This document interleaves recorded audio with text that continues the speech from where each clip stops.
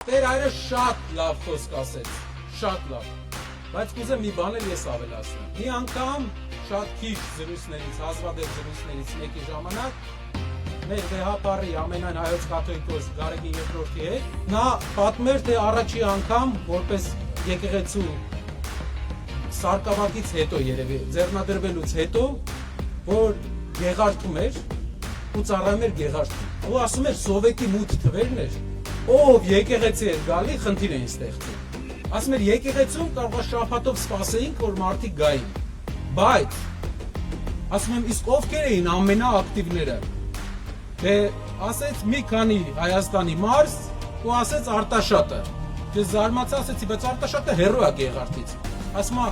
ոտքով ամեն տարի ոտքով Արտաշատից գալիս էին գեղարդ 60-ականներին երբ նստեցնում էին երբ այսօրվա արածները մուլտիկ էին այն ժամանակվա համեմատ ու գալիս էին գեղարդ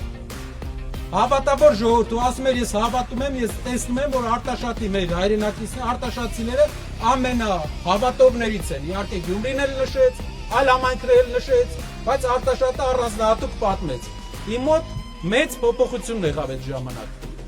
այն արժեքները որ ստեղ կան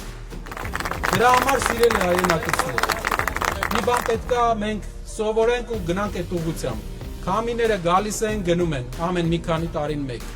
բայց այս քամիները